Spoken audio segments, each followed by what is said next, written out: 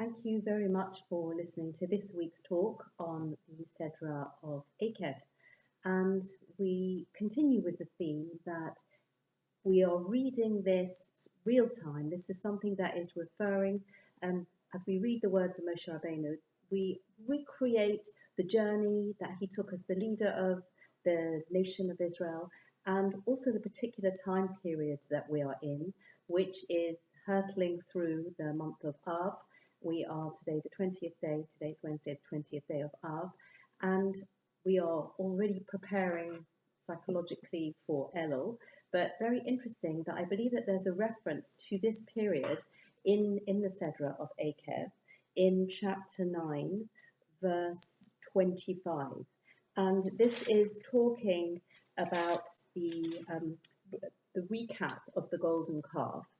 And Moshe Rabbeinu describes how he has to spend another 40 days pleading for the salvation of the nation of Israel. Hashem wants to wipe them out after the sin of the golden calf, and Moshe Rabbeinu is pleading for them. And he says in verse 24, "Ve'es napal," and I prayed. This is one of the 10 expressions of prayer that we referenced last week in the Sedra of the Esfanan. Ve'es palel lifnei Hashem, es napal lifnei Hashem, and I prayed before Hashem. Literally means, and I caused myself to fall. Es arboim hayom, es arboim halayla asher hisnapolti, the 40 days and the 40 nights that I prostrated myself, caused myself to fall down. Ki omar Hashem lahashmid estem, because Hashem said to destroy you. And this period of 40 days and 40 nights is the central plank of the 40 days and 40 nights sections. So what we had is on the 6th, 7th of Sivan, when Moshe Rabbeinu goes up to Har Sinai and he receives the Aseres Hadibros from Hashem, and then he comes down 40 days, which is Yud Zayin Tammuz, the 17th day of Tammuz, when he is told, go down and see your people are corrupting and they are sinning and serving idols and doing really practically all of the 10 Aseres Hadibros that they were told not to do. And so that day is the end of the first section, the first lot of 40 days. We then have from the 17th of Tammuz and until Rosh Chodesh Elul, which is where we find ourselves now in the calendar. And this is the time, if we can tap into the eternal time clock of the world, and this is the time that Moshe Rabbeinu is begging Hashem to save the Jewish people, collectively, individually. And I think that these are emanations that come down to us from this time. And I think that it is part of the preparation that we are experiencing as we move towards Elul, and very pertinent that we read it in this week's Sedra. But although I want to start with the first word, and we have spoke about it in previous years, but I think that there are just new ways of understanding it, and that is ekev, the name of the Sedra, the second word of the Sedra. And the problem with translation, as we often point out, is that when you want to make something sound comprehensible and possibly even flowing in one language, you're going to have to deviate from the exact meaning of what that word is, and all the more so with the Torah written in Lashon HaKodesh, the Holy Tongue. It's not just another language that's going to suffer from the pitfalls of translating from one language to another. And so when you read the English, and it will happen as a result of your listening to, or because you listen to these laws and your care in their observance. So that sounds quite normal and good. But the word ekev really means heal. And this is not translated as heal because it would sound very odd. And Rashi comments on this. We always have to read Rashi. Actually, it's interesting reading a halacha book on Shabbos, that reading the part of the preparations of Shabbos that feature in the observance of Shabbos is reading through the Sedra of the week twice in the Torah, twice in the Hebrew, once with Targum Onkelos, and ideally with Rashi as well. So it's interesting actually seeing that in a halachic textbook for Shabbos. But so reading through with Rashi is really an essential, because the words of the Torah will often have to be explained, and this is very much the case here. So because of this word ekev, which means heel, im hamitzvos kalos she'odom dash ba'akvav tishma'un.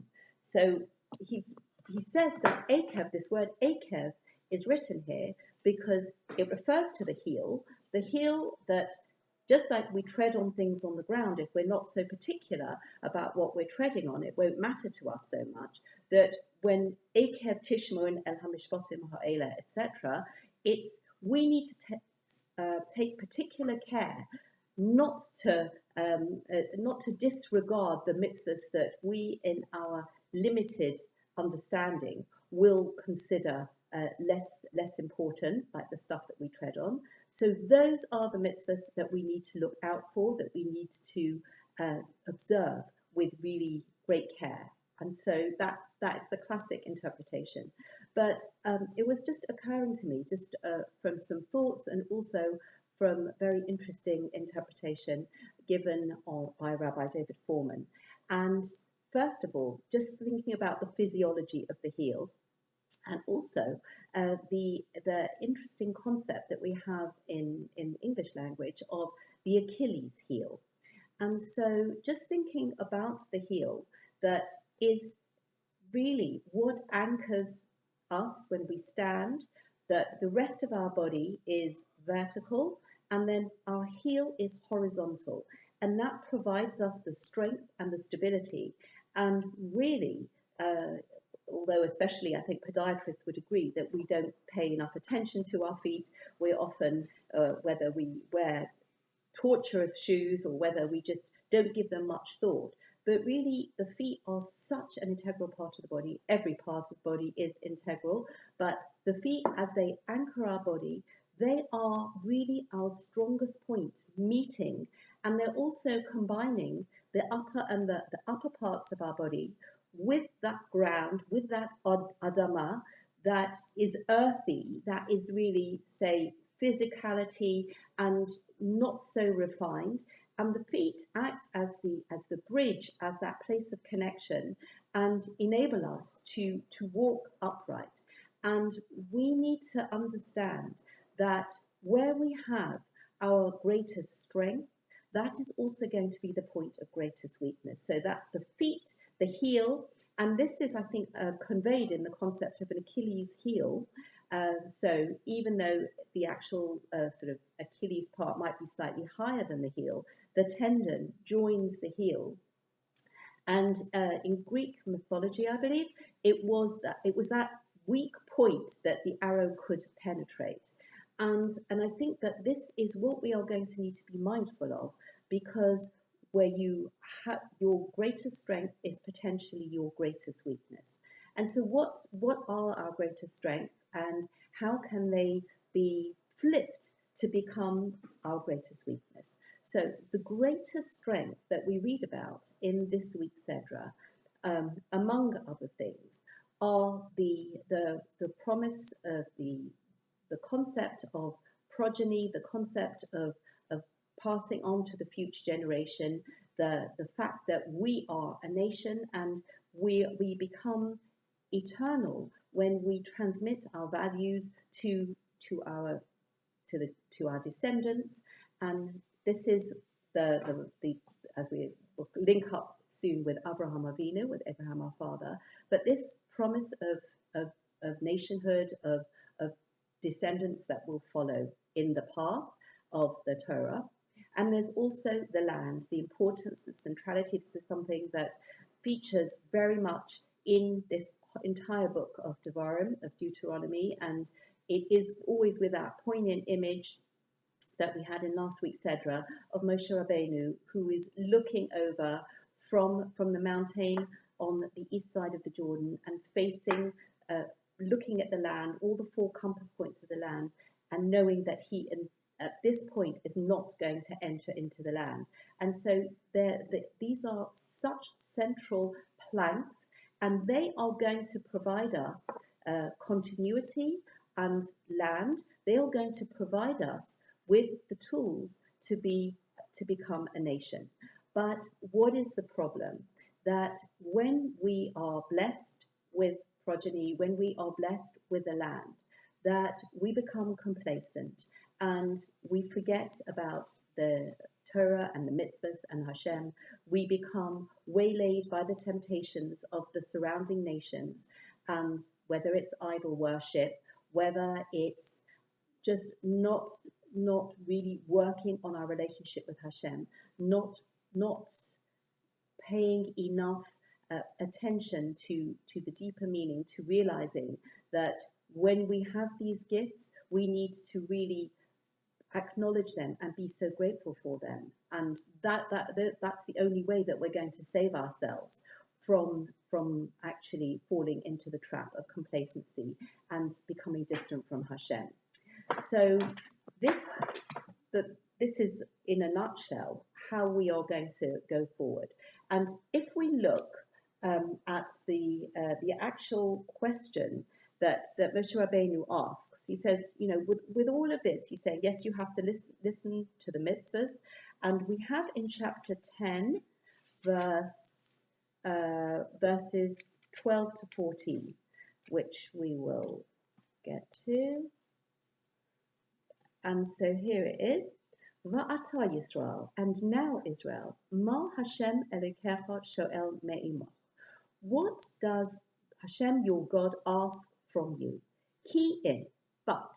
We expect perhaps some brief summary of what Hashem asks for us.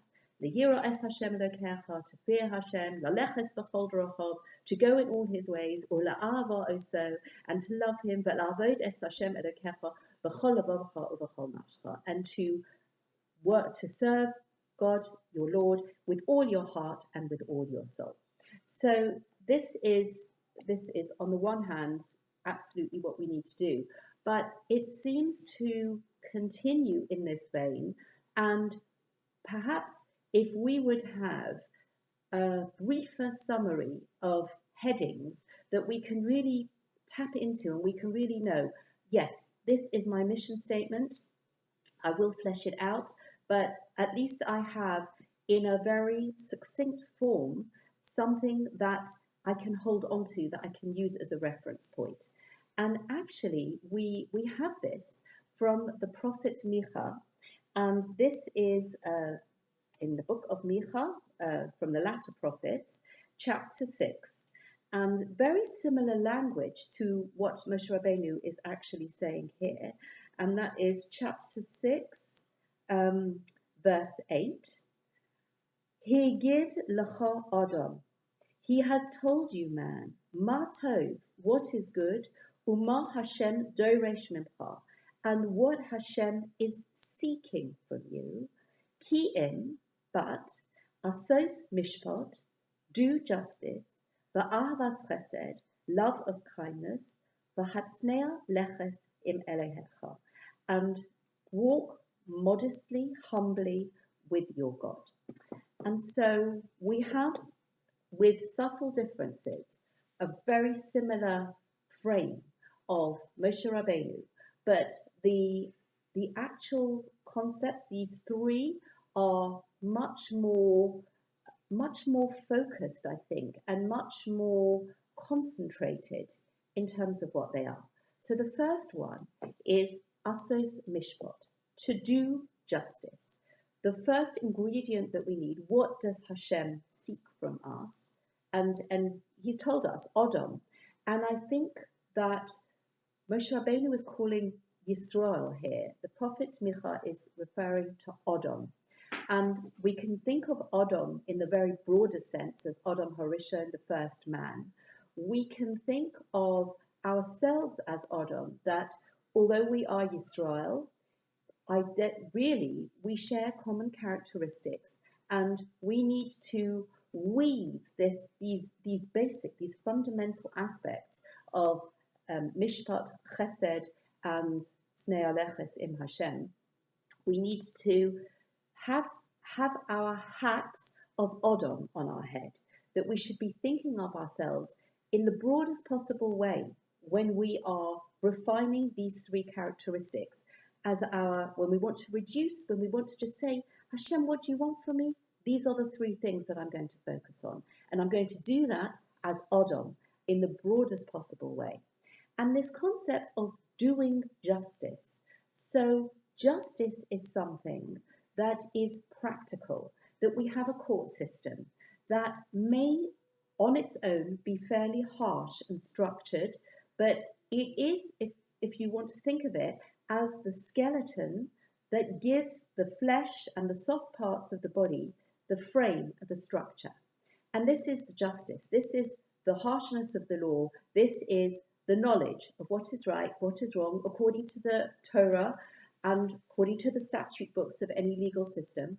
But this is something we can actually do. Make sure that there is a system of justice and perform that justice. The next thing, the Prophet Micha doesn't tell us to do chesed. The Prophet says ahavas chesed, love of chesed.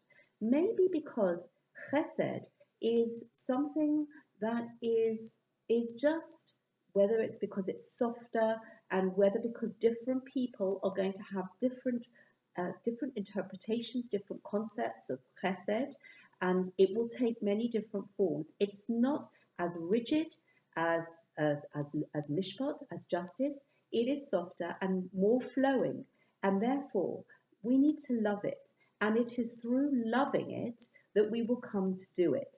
And I think that we look to Avraham Avinu as our role model, and that is going to link up with the whole concept of ekev, as somebody who performed chesed in copious amounts because he loved it, because it was a labor of love, not because he was forced to do it, not because he was driven for any other motive, but it was this pure love of chesed. And then, of course, the book of Bereshis, the portions that describe the life of Avraham Avinu, really give us examples in so many different ways of how he performed chesed, but it starts with loving chesed. And then the third thing that the Prophet Micha lists is this concept of walking humbly with God. And this phrase is often very narrowly defined as referring to modesty in dress, especially in women's dress, perhaps because it's in the female. Bahat is a feminine form, lefas im Hashem. But in this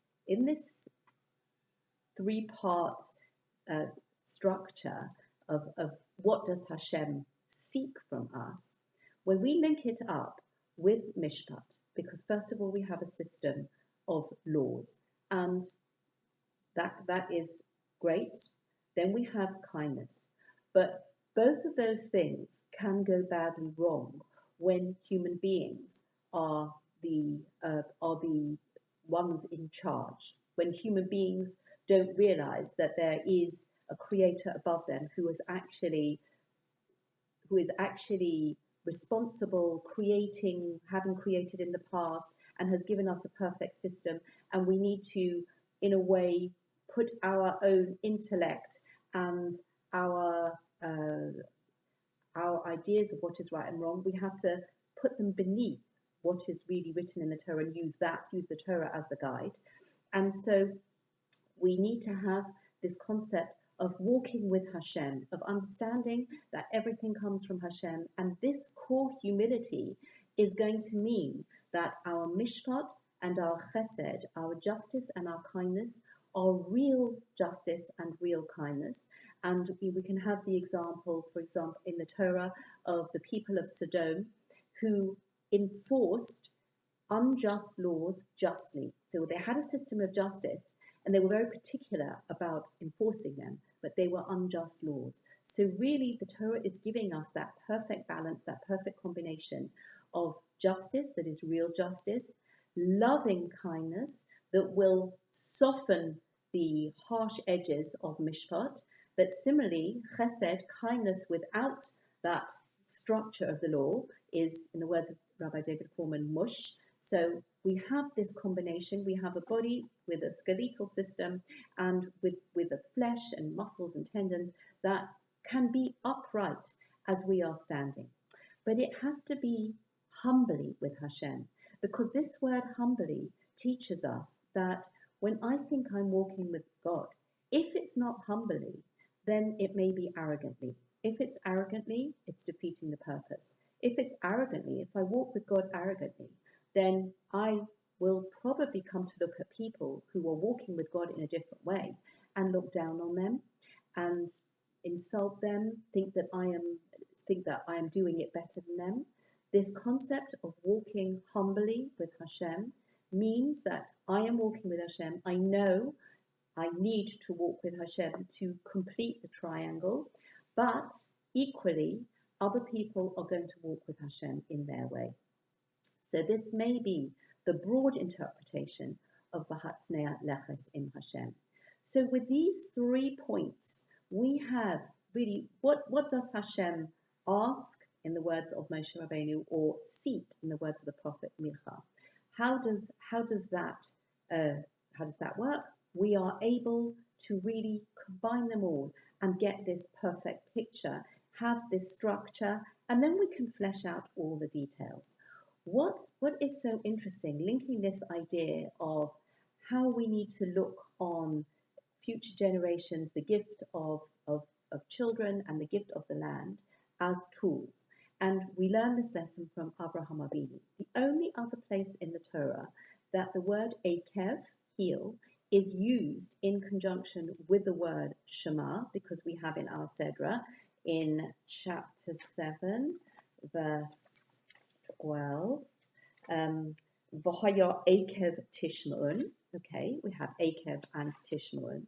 We have in the Sedra of Bereshis, after the in the book of Bereshis, not the Sedra, the Sefer of Bereshis, in the Sedra of Vayera, and this is after the Akedah, after Abraham has successfully passed his 10th, his final test, arguably his hardest, and Hashem says, this is Bereshis chapter 22, verse 18, V'hisbaruchu v'zaracha kol goyei ha'aretz, and all the nations of the earth will be blessed through your seed. Ekev asher shamata b'koli. Okay, translated, because you listen to my voice. But again, it's ekev. It's not a word that's used to mean because in any other situation. So, except in our Sedra. So, what we have, what was happening with Abraham Avinu, and how does it link up with the contents of this week's Sedra? So when Hashem asks Abraham, Kach es bincha es yachidcha, the test of the Akedah, take your son, your only son, and at that point, Abraham Avinu could have turned around to Hashem and said, you can't be serious. You can't be asking me to do this. You promised me that I'm going to be the father of a great nation, and then great, I have a child at the age of 100, and and now you're saying that I need to offer him up. Like you can't be serious. I can't do this. And he doesn't say that. He says, whatever you want me to do, hineni, I am here for you. And so all of that concept of children, that was promised to Hashem, or to Abraham Avinu, that was the land that is promised, go to the land that I will show you and I will make you a great nation there. Abraham Avinu realizes that they are tools, that Hashem is blessing us with tools, is giving us tools to be used in the performance of his work. And if Hashem wants me to use a tool in a different way, then I need to follow the instructions of the owner of the tools. And so really, we have this very broad concept of Ma'aseh Avos Siman Labanim, which means that what has happened, it could, numerous interpretations actually, in one way, what has happened to the children, to the fathers, is a sign of what is going to happen. It's a prophecy. But it can also mean that the Avos, forefathers are teaching us how they responded in certain situations, and how we need to order our lives, how we need to understand what is happening.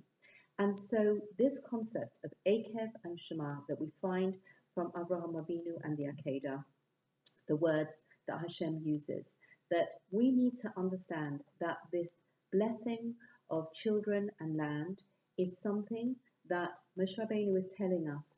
We are coming into a situation, we are going to be strong, we are going to vanquish the indigenous people from that land.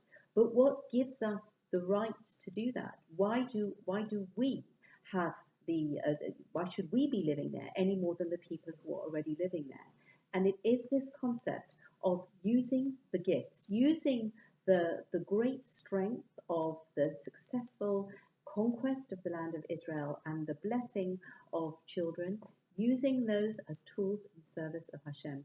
This is the Torah's clear instruction manual to us, and this is going to give us the guide for our lives. Moshe Rabbeinu is giving us life lessons. We link up with the prophet Micha. We link up with Abraham Avinu, and we look at where we are today with so many blessings and with the blessing of the land of Israel. But it is really central to our mission that we remember that we need to guard against complacency. We can't take any of these blessings for granted. And it is in the service of Hashem and using these gifts, channeling them, so that the words in Bereshis, that all the nations of the land should be blessed from the light that shines out, from the Jewish people observing the Torah in the land of Israel. And this acts as a central beacon of life for the entire world. And so I think that this is something that is, again, so appropriate to us as we go into the latter part of the month of Av. And really, Moshe Rabbeinu is fortifying us, and we are getting the best possible advice, as always, from him, as he is looking longingly at this land and telling us what we need to do to remain the best we can possibly be, and really bring blessing to ourselves and to all around us, and really ultimately bring that blessing to Hashem. Thank you very much for listening, and wishing everybody a very good Shabbos.